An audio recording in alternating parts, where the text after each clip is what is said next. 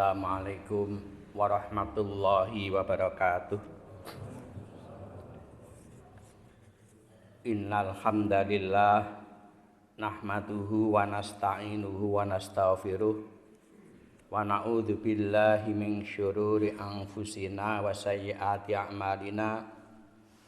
May yahdihillahu fala mudhillalah wa may yudlil fala hadiyalah. Asyhadu an la ilaha illallah wahdahu la syarikalah wa asyhadu anna Muhammadan abduhu wa rasuluh sallallahu alaihi wa ala alihi wa sahbihi wa mawalah. Amma ba'du. Alhamdulillah, pagi ini kita dapat melaksanakan sholat subuh berjamaah. Kemudian kita adakan taklim. Mudah-mudahan sholat kita dan seluruh amal ibadah kita diterima oleh Allah Subhanahu wa Ta'ala. Shalawat dan salam semoga senantiasa dicurahkan atas junjungan kita Nabiullah Muhammad sallallahu alaihi wasallam. Jamaah sekalian yang dimuliakan oleh Allah, kita masih membahas surat Al-Kahfi, di mana sudah kita sampaikan pada waktu yang lalu tentang kisah Ashabul Kahfi ini. Dari sebagiannya mereka menghindari kemusyrikan, mereka menghindari kezaliman dari yang dilakukan oleh raja mereka, sehingga mereka kemudian berdoa kepada Allah. Doa yang diucapkan adalah Rabbana atina min ladunka rahmah wa hayyi' lana min amrina rasyada. Ini ada dalam surat Al-Kahfi ayat 10. Rabbana atina min ladunka rahmah.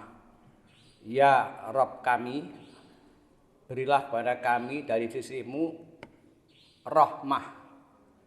Rahmah sebagaimana kita ketahui, itulah yang akan menyebabkan kita masuk surga.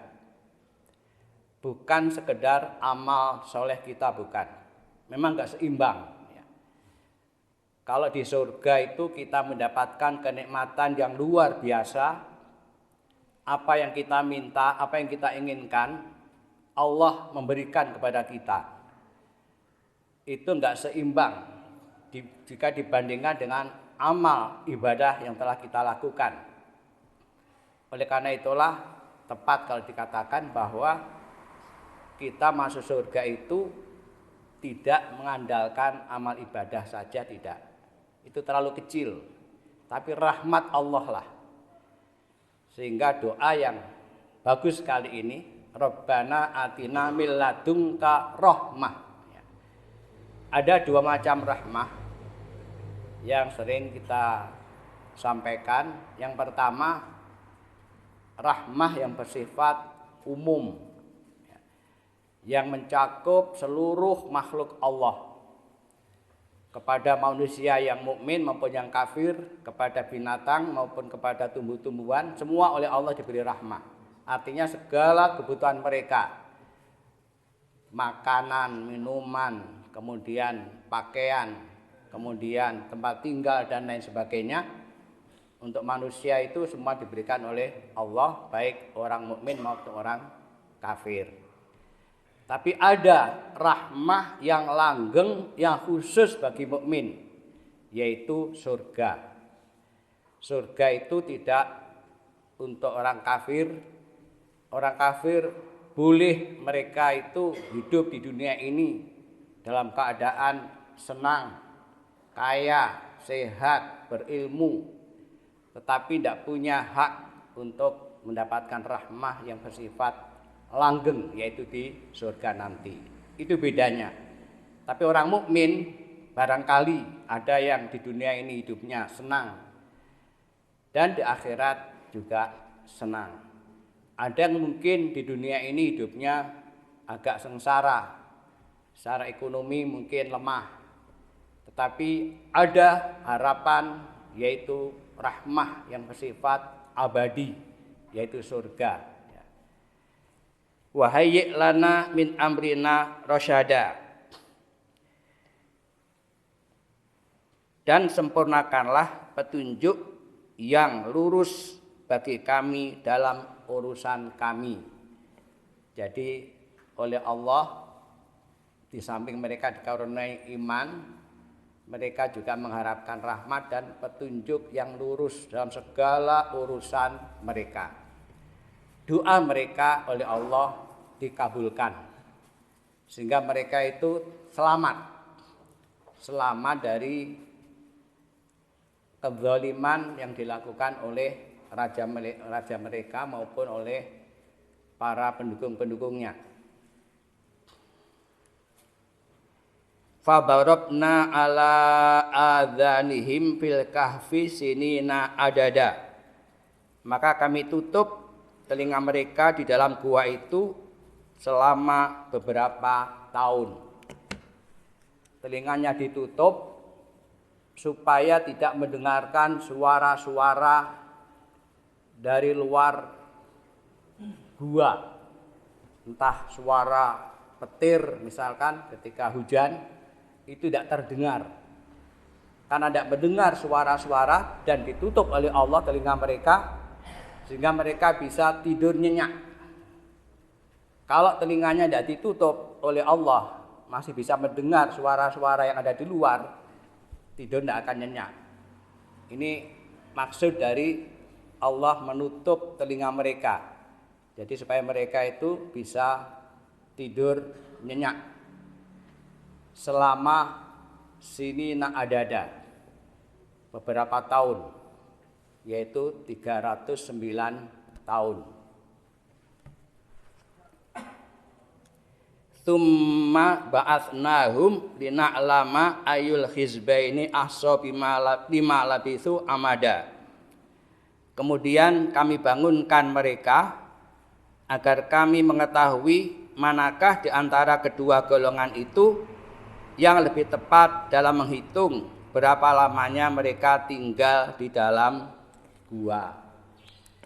Jadi setelah tidur selama 309 tahun, oleh Allah mereka dibangunkan. Untuk apa? Agar diketahui dari dua golongan mana yang lebih dekat kebenarannya tentang lamanya mereka tidur itu. Karena di antara 7 pemuda tadi saling bertanya, berapa kita lama tidur? Ada yang mengatakan setengah hari, ada yang mengatakan sehari.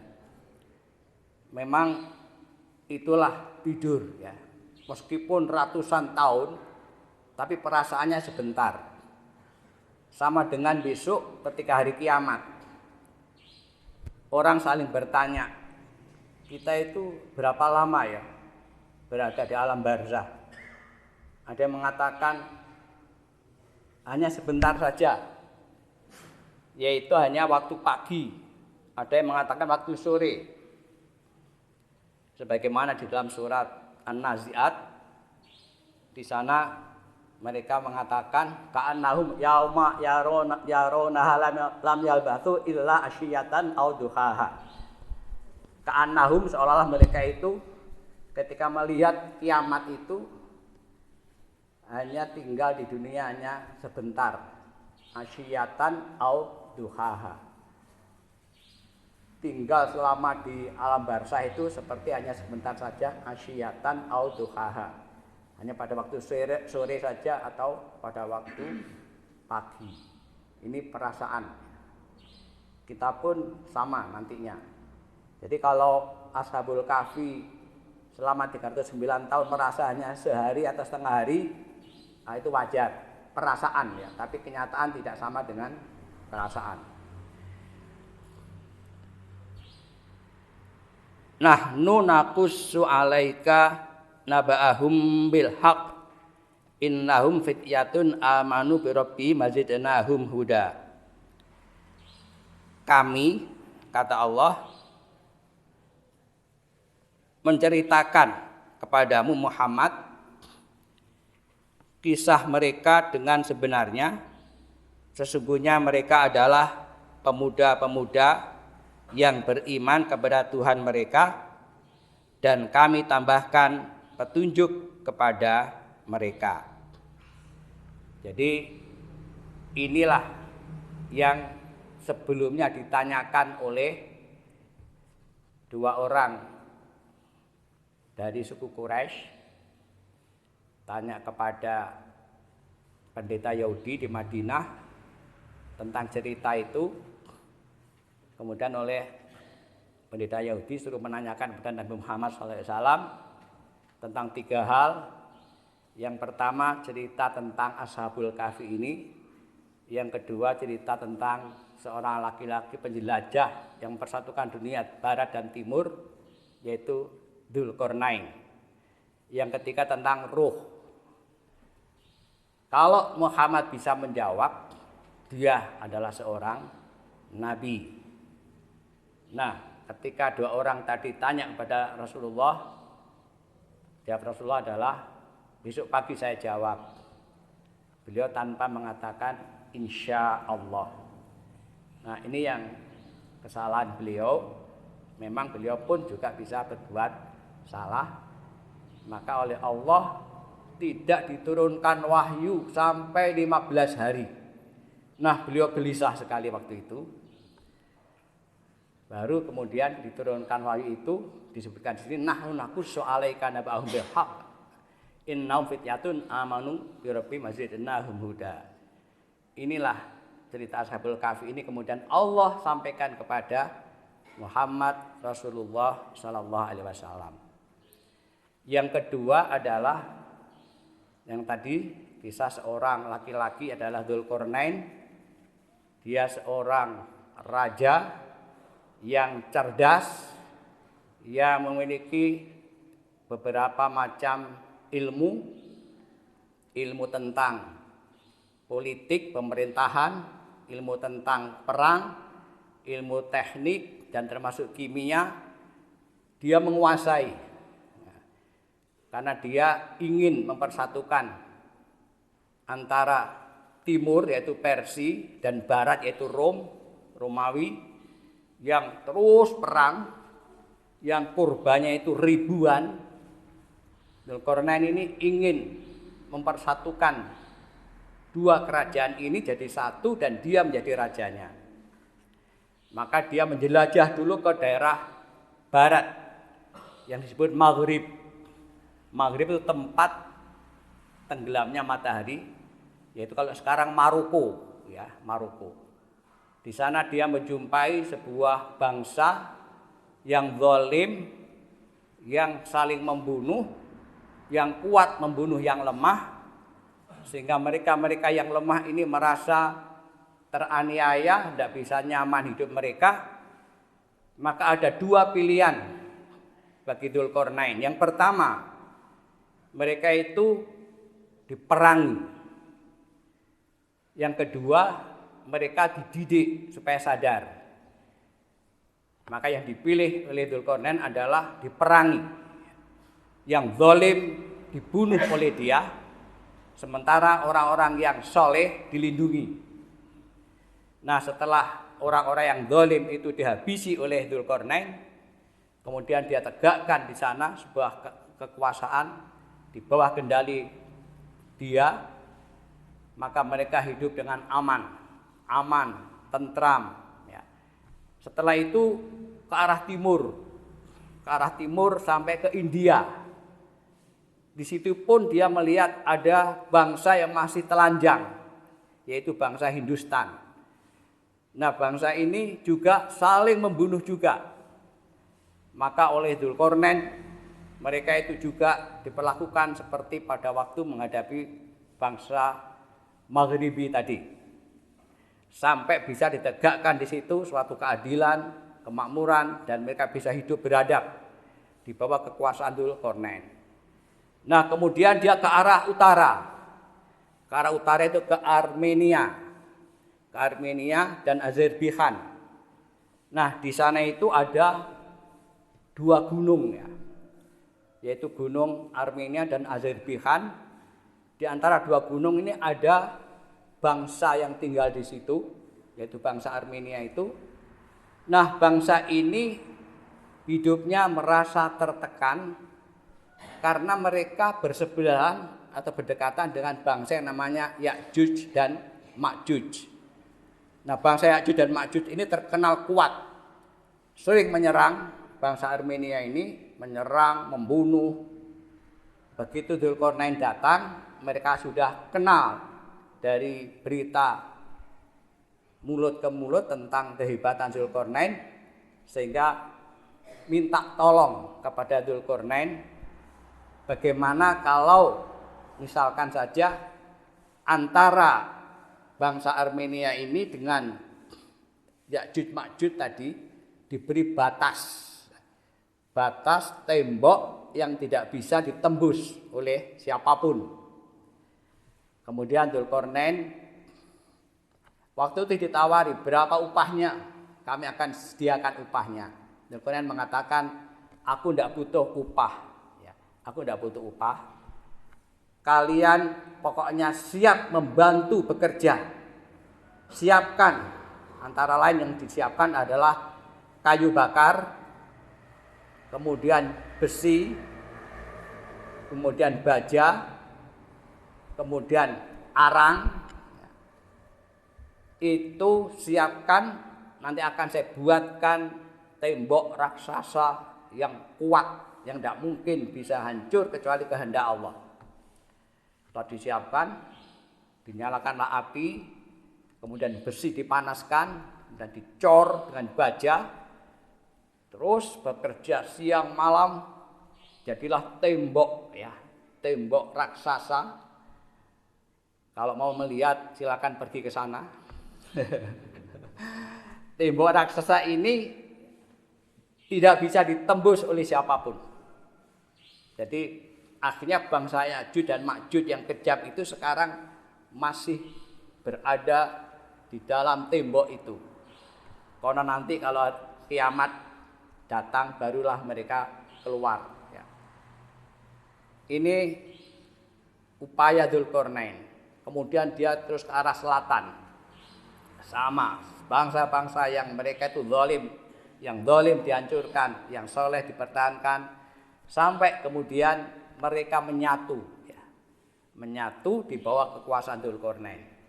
Inilah yang kedua, ya. Yang kedua yang Rasulullah SAW waktu itu belum bisa menjawab, tapi kemudian oleh Allah diceritakan dalam Al-Quran.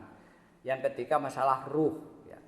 Ruh itu yas'alunaka 'anir ruh qulir ruhu min amri rabbi. Mereka akan bertanya kepada kamu Muhammad tentang ruh. Katakanlah ruh itu adalah urusan Rob saya, Robku. Ruh itu rahasia Allah, gaib, ya. Nggak ada orang yang tahu, yang bisa melihat, nggak bisa, ya. Seperti kita ini, kita itu ada jasad, ada ruh. Mana buktinya ada roh? Kita bisa bergerak, bisa berjalan, bisa lari, bisa ngomong, bisa berpikir, karena roh. Kalau orang kafir tidak percaya itu, tidak percaya, tidak ada itu namanya roh kata mereka. Mereka itu hidup karena sel-selnya masih hidup katanya. Mana roh? Dulu pernah ada riwayat atau cerita orang Soviet, orang komunis tidak percaya terhadap ruh, maka dia ingin membuat percobaan, orang dimasukkan ke dalam balon raksasa yang tertutup, ingin tahu ruh itu seperti apa. Orang itu tentu saja namanya dimasukkan ke dalam balon, meledak balonnya, dia mati. Karena dia dekat dengan balon, ingin tahu ruh kaya apa. Balonnya meledak, dia mati, baru tahu nanti, oh roh itu seperti ini. Setelah dia mati. Jadi roh itu ada. Kita tidak mungkin hidup tanpa roh. Makanya seringkali Rasulullah mengatakan bahwa orang itu akan diterima tobatnya selama roh belum sampai di tenggorokan. Berarti roh kita nanti keluarnya lewat tenggorokan. Ya, kita yakin karena itu adalah dari Allah dan realistis. Yang itulah 3 pertanyaan yang ini kemudian oleh Allah, nahnu naqussu 'alaika naba'ahum bil haqqi innahum fityatun amanu bi rabbihim mazidnahum huda. Mereka itu Ashabul Kahfi adalah fityah. Fityah itu jamak dari fata. Fata itu pemuda, kalau fityatun pemuda-pemuda. Pemuda-pemuda yang mereka beriman kepada Rabb mereka, kemudian kami tambahkan kepada mereka huda, petunjuk. Ini riwayat Ashabul Kahfi yang insyaallah kita akan lanjutkan pada waktu yang akan datang. Wassalamualaikum warahmatullahi wabarakatuh.